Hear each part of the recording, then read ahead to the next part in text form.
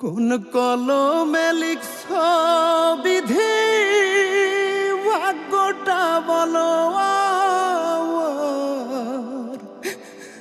আমার সুখ লেখার কালে ছিল না বুঝি তোমার।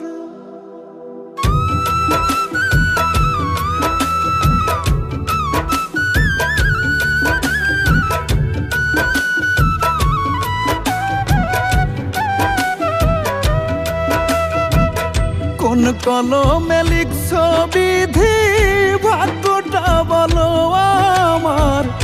আমার সুখ লেখার কালে ছিল না বুঝি তোমার। কোন কলমে লিখছ বিধি ভাগ্যটা বলো আমার সুখ লেখার কালে ছিল না বুঝি তোমার।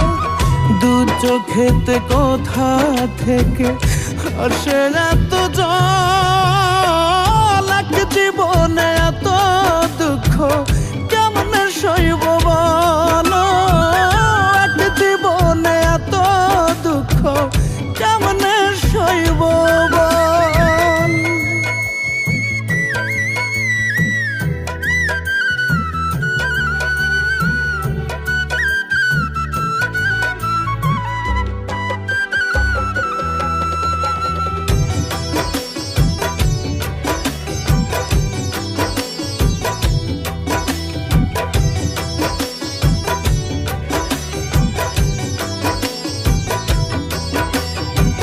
বাহিরটা তার যায় রে দেখা, ভেতর যায় না দেখা।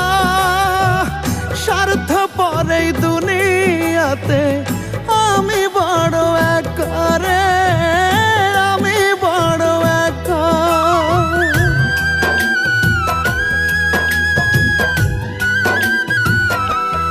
ও বাহিরটা তার যায় রে দেখা, ভেতর যায় না দেখা। স্বার্থ পরে দুনিয়াতে আমি বড় একা রে, আমি বড় একা। দু চোখেতে কোথা থেকে আসে এত জল, এক জীবনে এত দুঃখ কেমনে সইব বলো, এক জীবনে এত দুঃখ কেমনে সইব বল।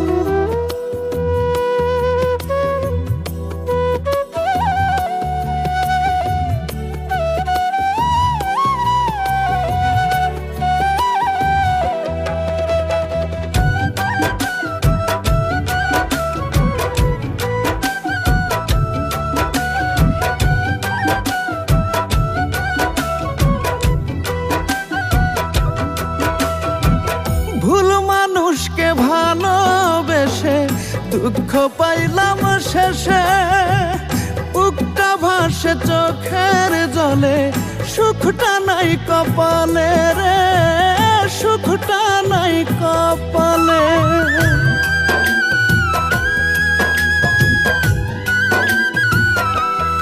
ও ভুল মানুষকে ভালোবেসে দুঃখ পাইলাম শেষে। বুকটা ভাসে চোখের জলে, সুখটা নাই কপালে রে, সুখটা নাই কপালে। দু চোখেতে কোথা থেকে আসে এত জল, এক জীবনে এত দুঃখ কেমনে সইব বলো, এক জীবনে এত দুঃখ কেমনে সইব বল।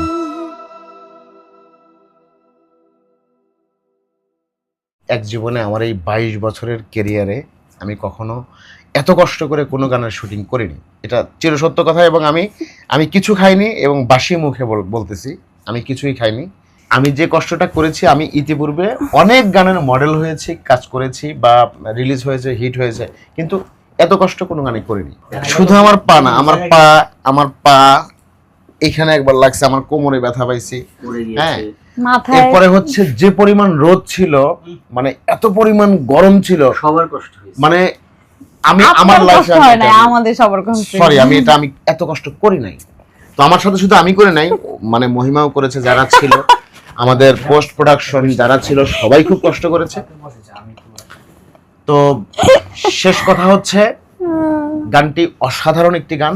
হ্যাঁ। গানটি আপনারা অবশ্যই গানটি একবার হলেও শুনবেন, ভিডিওটি একবার হলে দেখবেন। আশা রাখি এটা মানে আমি কতটুকু মানে কনফিডেন্স নিয়ে কথাটি বলছি সেটি আপনারা প্রমাণ পাবেন, সেটা হচ্ছে গানটি একবার শুনবেন। খুবই টায়ার্ড, সারাদিন শুট করার পরেও রাত গেল, এখন ভোর গিয়ে শুট শেষ করলাম। হ্যাঁ। তারপর এখন আমরা বসলাম, দেখেন ভাইয়া অনেক টায়ার্ড, ভাইয়া